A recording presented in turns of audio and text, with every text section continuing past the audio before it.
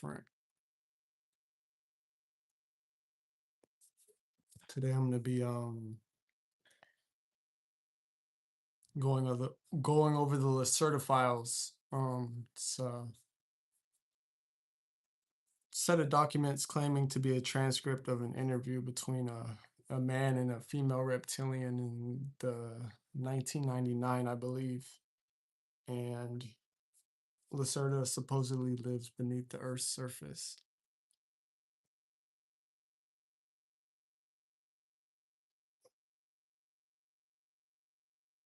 All right, so tonight we're diving into the Lucerta Files, alleged interviews from 1999 to 2000 with a reptilian being who calls herself Lucerta. They're weird, unsettling, and full of wild claims about humanity's origins and hidden underground civilizations. I'm going to walk through the backstory, read key excerpts, react live, and then open it up for your takes and questions. It always interests me to hear stories like this, so I decided why not make one, you know?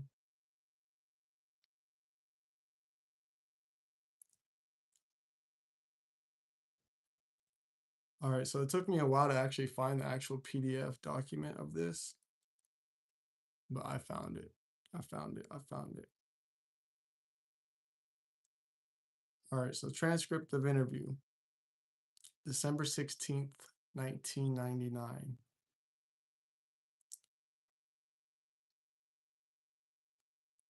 All right, let's start with the introduction.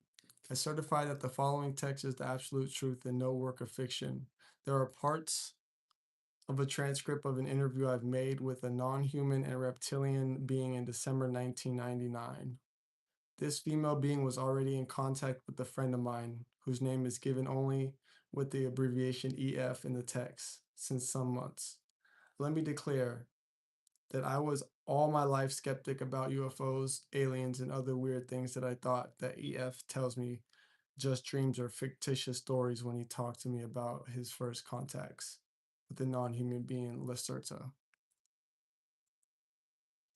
I was still skeptic when I met this being on December 16th last year in that small town warm room in the remote house of my friend near to a town in the south of Sweden.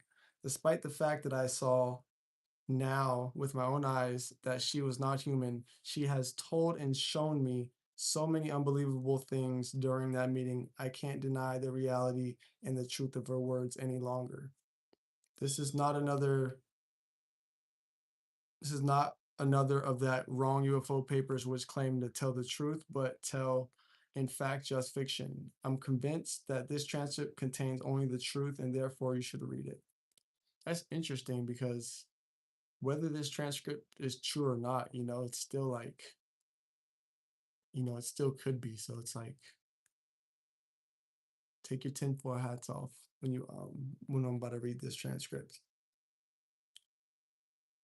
By the way, if you're just joining, I'm reading the introduction to the Lucerta Files. It's a transcript of a human male to claim he had contact with the female extraterrestrial in 1999. All right. I had talked with her for over 3 hours, so the following transcript shows you only shortened parts of the interview because she asked me after the interview not to publish everything she had told me already now. The order of the questions in this transcript is not always the same order in which I asked them, so it may seem sometimes a little bit confusing to you. It was not easy to delete all the important parts she had asked me to delete from the transcript, so I apologize for the maybe unusual order. I'm in the possession of the entire transcript of the interview, 49 pages with some of my drawings of her body and her equipment, and also some tapes of which I have the full interview, but I will not reveal this before I have permission from her. I will send this shortened form of the still fascinating document to four of my reliable friends to Finland, Norway, Germany, and France, and hope they will translate it into their own languages and into other languages. And I hope as many people as possible will be able to read and understand the transcript. I mean, just from the introduction, it sounds like, um, it sounds like, just from the introduction, it sounds like it could be serious. You know what I'm saying? Like, but That's all stories. If you receive it, please send it to all your friends via email or make prints out and copy them. I certify, furthermore, that various paranormal activities of our species, like telepathy and telekinesis, including the moving and dancing of my pencil on the table without touching and the flying of an apple around 40 centimeters over her hands, were shown to me during the 3 hours and 6 minutes of the meeting, and I'm absolutely sure that these abilities were no tricks. The following is certainly difficult to understand and to believe for someone who hasn't experienced it, but I was really in contact with her mind, and now I'm completely sure that everything she said during the interview is absolute truth about our world. Unfortunately, if I read the entire transcript and much more, this very shortened form by myself, I have the strong impression that everything I've written sounds too unbelievable to be true. That everything sounds more like a bad science fiction story from a TV or cinema, and I have doubts that everyone will believe my experiences. But they are true if you believe it or not. I can't expect from you that you believe my simple words without evidence, but I can't give you that evidence. Please read the transcript and think about it, and you will maybe see the truth in these words. There will be a new meeting between me and her again in the same house in Sweden on April 23rd, the year 2000. And she promised me to give me maybe some evidence of her existence. In the meantime, I collect questions, which I will ask her then. Maybe she gives me permission to reveal more of what's missing, reveal more of the missing parts that in the transcript, reveal more of the missing parts in that transcript and about the coming war. Believe it or not, this makes no real difference. Oli K. So this guy Oli K allegedly is claiming to have met an extraterrestrial being that I believe her name is some kind of, I don't want to say weird, but strange pronunciation, but she goes by Lucerta around the um she goes by Lucerta around the humans. All right, transcript of interview, shortened version. December 16th, 1999. Question. First of all, who are you and what are you? Are you an extraterrestrial species or can your origin be found on this planet? Answer. As you can see with your own eyes, I am not a human being like you, and to be honest, I am no real mammal, despite my partly mammal-like body features, which are a result of evolution. I am a female reptile being belonging to a very old reptilian race. We are the native Terrans, and we live on the planet since millions of years. We are mentioned in your religious writings like the Christian Bible, and many of the ancient human tribes were aware of our presence and worshipped us as gods. For example, Egyptians and the Inca and many other old tribes. Your Christian religion has misunderstood our role in your creation, so we are mentioned as evil serpent in your writings. This is wrong. Your race was genetically engineered by aliens, and we were just the more or less passive visitors of this acceleration evolution process. You must know, some of your scientists have already supposed this, that your species had evolved in a naturally completely impossible speed within 2 to 3 millions of years. This is absolutely impossible because evolution is a much slower process if it's natural, but you have not understood this. Your creation was artificial and done by genetic engineering, but not by us, but by an alien species. If you ask me if I'm an extraterrestrial, I must answer no. We are native Terrans. We have we had and have some colonies in the solar system, but we originate on this planet. It's in fact our planet, not yours. It was never yours. That's interesting. Because I've heard like definitely stories about underground cities, and I don't know, man. There might be some truth to this. Might be some truth to this. Question. How old are you? We measure the time not like you in astronomical years and the revolving of the Earth around the sun because we usually live beneath the surface of the planet. Our time measurement depends on the periodically returning cycles in the Earth magnetic field, and according to this, and said with your numbers, I'm today, let me calculate, 57,653 cycles old. I have reached my adult phase in my awareness 16,337 cycles ago. This is a very important date for us. According to your human time scale, I'm around 28 years old.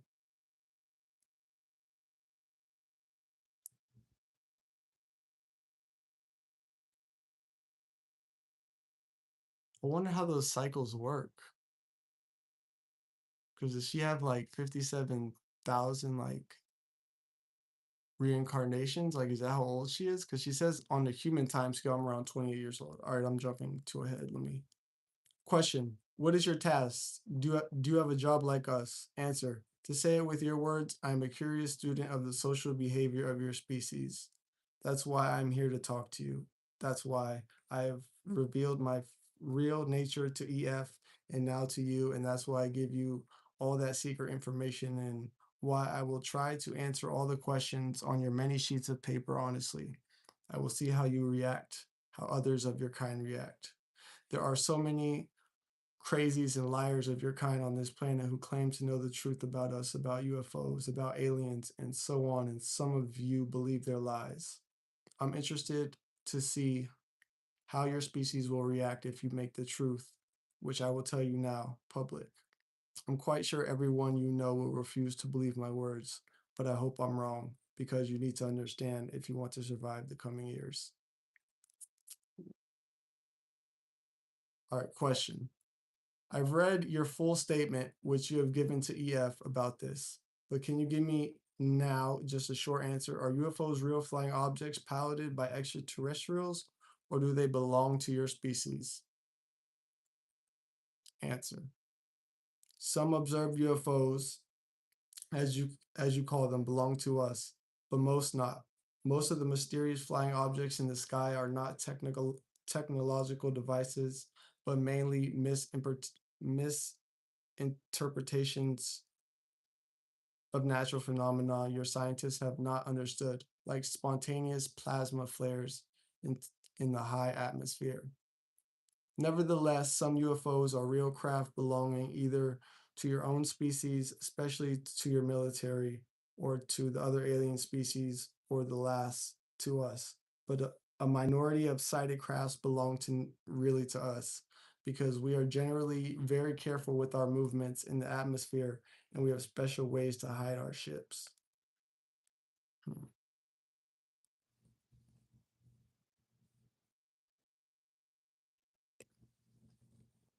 interesting.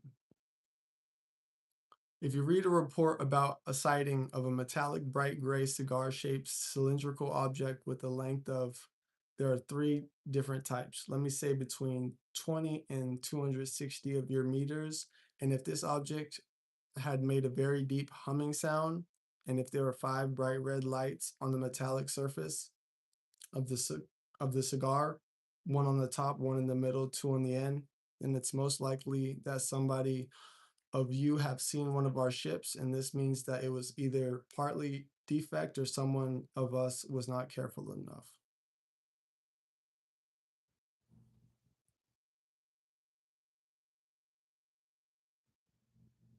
So she's saying our military has um crashed, like they're crashed alien,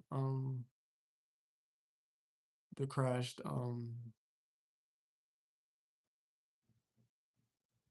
the alien saucers, and I guess they're back engineering it somehow.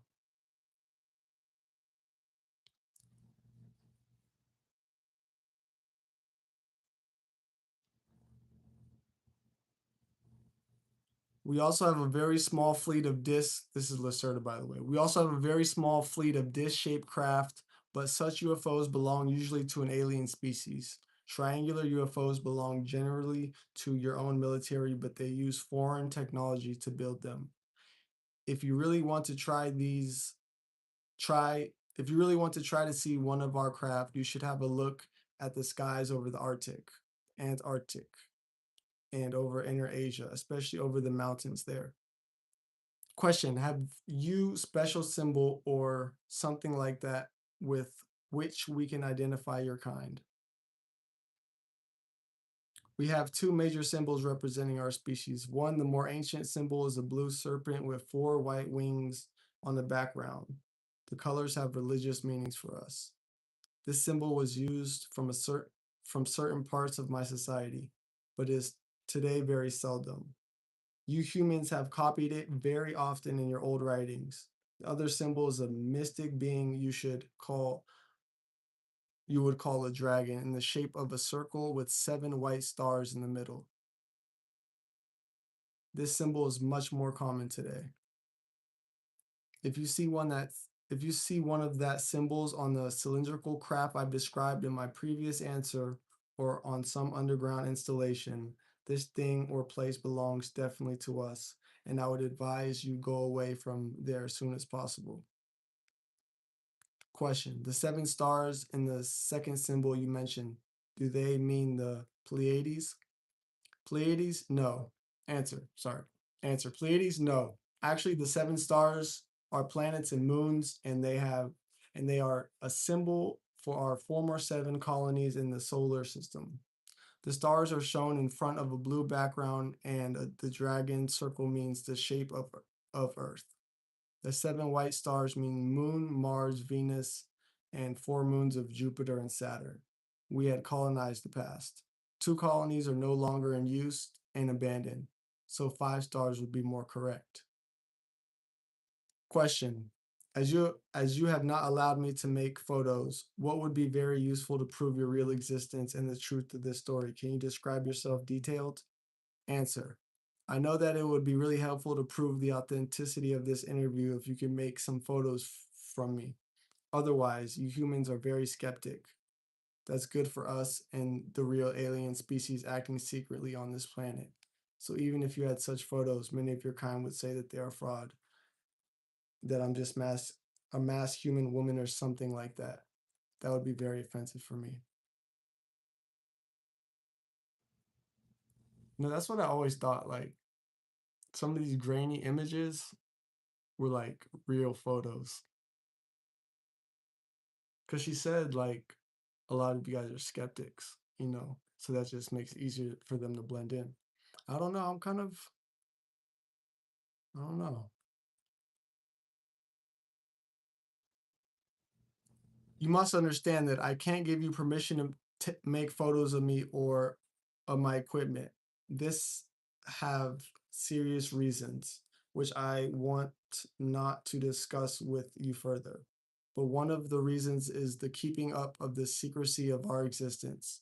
Another reason is more religious. Nevertheless, you have permission to make drawings of my look and of my equipment I can show you later. I can also try to describe myself, but I doubt that others of your kind will be able to imagine the real look just from simple words, because automatic denial of the existence of reptilian species and generally the of intelligent species other than your own is part of the programming of your mind. Hmm.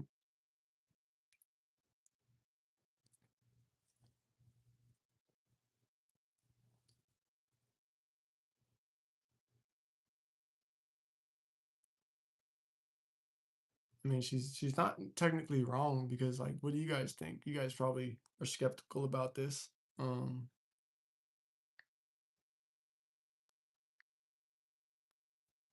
all right. Imagine the body of a normal human woman, and you have at first a good imagination of my body. Like you, I have a head, two arms, two hands, two legs, 2 feet, and the proportions of my body are like yours. As I'm female, I have also two breasts. Despite our reptile origin, we have started to give milk to our babies during the evolution process. This happened around 30 million years ago because this is the best thing to keep the young alive. Evolution had done this for your species already in the dinosaur age, and a little bit later, also for ours. That means not that we are now real mammals, but the breasts of us are not as large as those human women, and the size of them is generally equal for an average female of my kind. The external reproduction organs for both sexes smaller than those of humans, but they are visible and they have the same function as yours. Another gift of evolution to our species.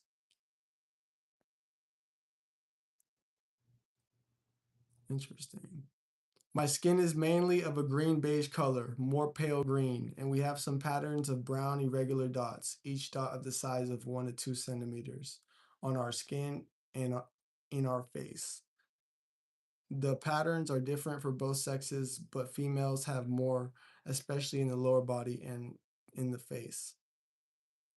You can see them in my case as two lines over the eyebrows crossing my forehead, at my cheek, and at my chin.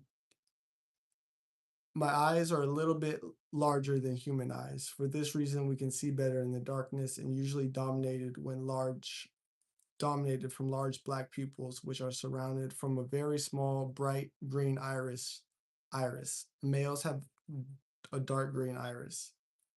The pupil is slit and can change its size from small black line to a wide open egg-shaped oval. Because our retina is very light and sensitive, the pupil must compare this.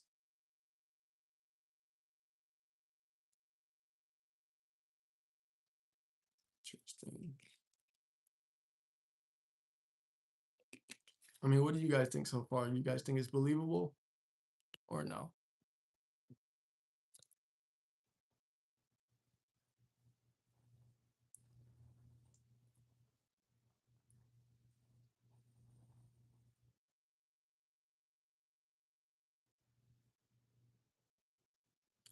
We have external round ears, but they are smaller and not so curved as yours. But we can hear better because our ears are more sensitive for sonic.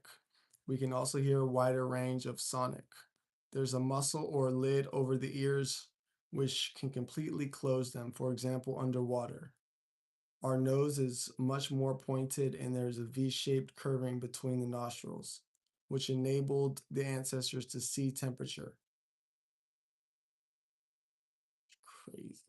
We have lost most of this ability, but we can still feel temperature much better with this organ.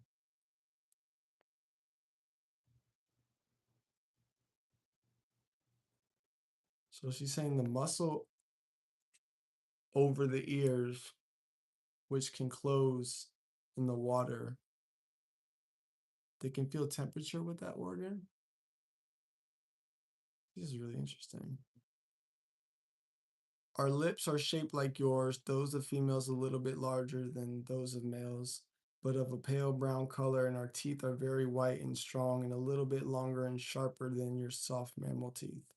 We have no direct hair colors like you. We have no different hair colors like you, excuse me.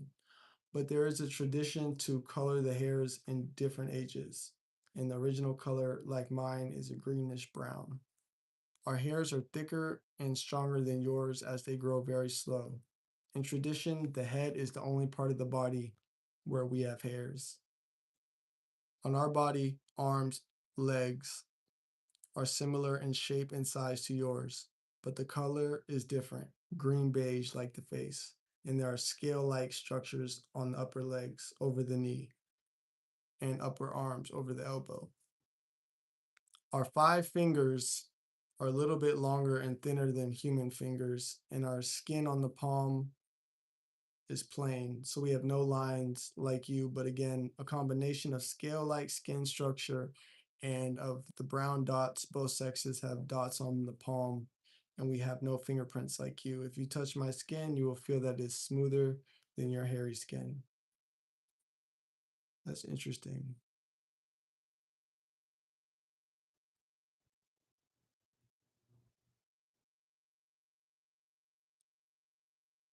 So how could it be scale-like and then when you touch it, it's thin, you know?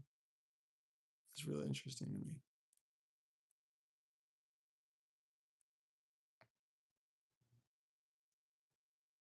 There are small sharp horns on the upside of both middle fingers. The fingernails are gray and generally longer than yours. You see that my nails are not so long and round at the top. This is because I'm female. Males have sharp pointed nails with a length of sometimes 5 or 6 of your centimeters. The following feature is very different from your body and part of our reptilian origin. If you touch the backside of my upper body, you will feel a hard, bony line through my clothing. This is not my spine, but a very difficult shaped external plate structure of skin and tissue following exactly our spine from the head to the hip. There's an extremely high number of nerves and large blood vessels in this structure and in the plates, which are around 2 or 3 centimeters long and very touch sensitive. This is the reason why we have always had problems to sit in chairs with a back like this chair. So I'm assuming they're sitting down in this interview. The main task of these small plates, besides a role in our sexuality, is simply to the regulation of our body temperature. And if we sit in natural or artificial sunlight, these plates become more blood filled and these vessels become wider, and the sun is able to heat up our reptoid blood, which circulates through the body and through the plates for many degrees, and that gives us a great pleasure. Hmm. What else is different from your kind? Oh, we have no navel because we were born in a different way than to your mammal birth. The other exterior differences from our kind are minor, and I think I must not mention all now, but most of them are not visible if we were wearing clothing. I hope the description of my body was detailed enough. I would make advice to you to make some drawings. So right now, in my mind, I'm picturing kind of like, I don't know if you guys saw the thumbnail, but like kind of like, like what Hollywood would represent as a reptilian woman. But I don't know, Lucerta seems kind of kind. She doesn't seem like overly aggressive or anything. She just,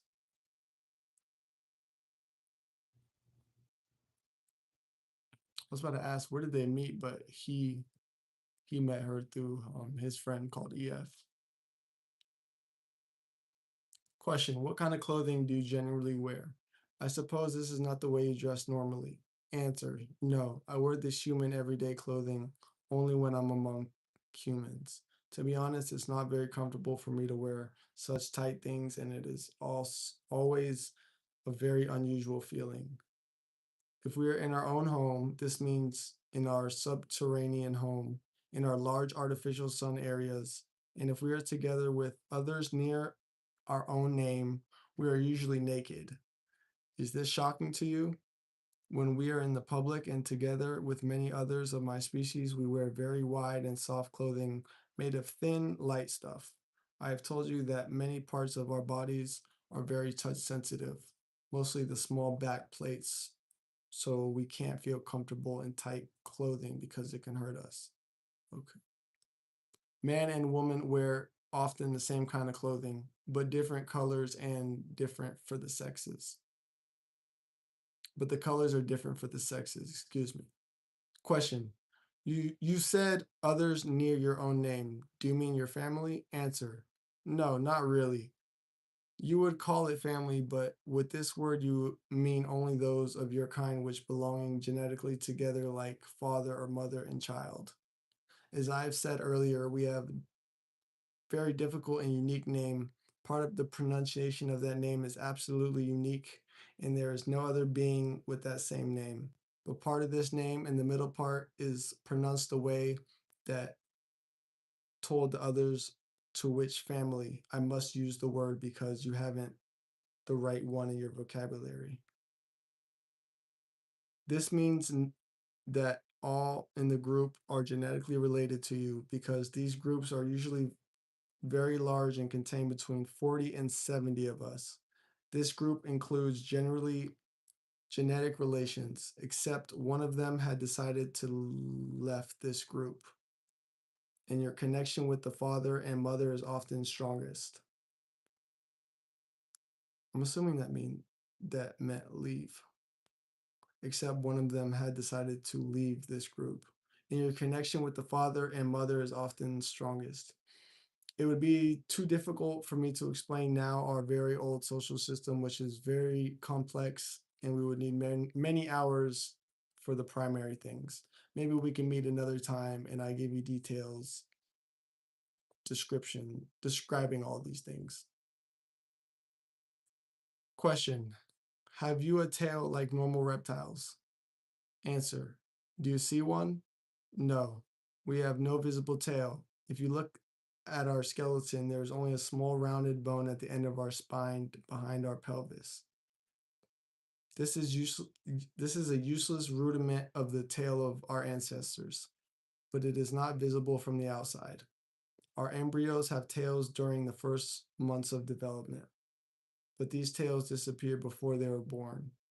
The tail makes only sense for primitive species which tries to walk on two legs but must held the balance with the tail.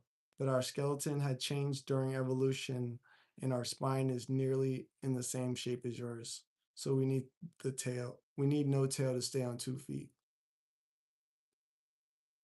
I always wondered that too. It's like, it's like these reptilians, like these beings with such immense power, like why do they need tails? You know? That's interesting that she said she didn't have a tail. It was more from a rudiment of her ancestors. Hmm. Question: you said that you were born in a different way to us. Do you lay eggs? Answer: yes, but not like your birds or primitive reptiles. Actually, the embryo grows in a protein liquid inside the mother's womb, but there is also an egg-shaped but very thin chalk hole around it that fills the whole womb. The embryo inside is this hole is completely, try my best to pronounce this, autarky from the mother's body and has every substance it needs to develop inside the chalk hole.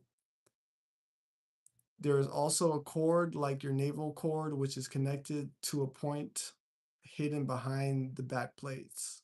When the baby is going to be born, the whole egg is pressed through the vagina covered in a slimy protein substance, and the baby came out of this soft egg after some minutes.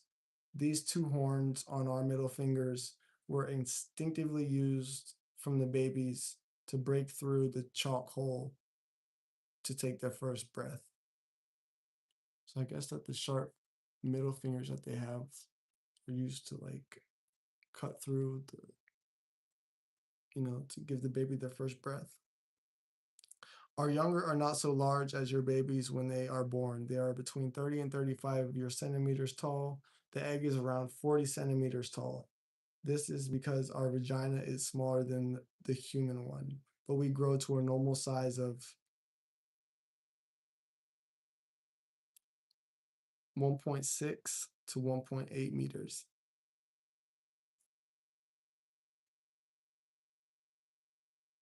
Really interesting stuff. Really interesting stuff. I don't know. How do y'all feel about the Lucerta Files? You never know who's walking amongst you, you know?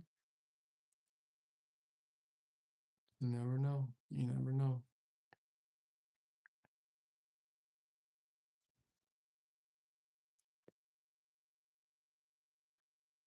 But yeah, that was part one. Really excited to read part two. All right, I'll catch you on the next live stream. Trev the Breadman out. Peace.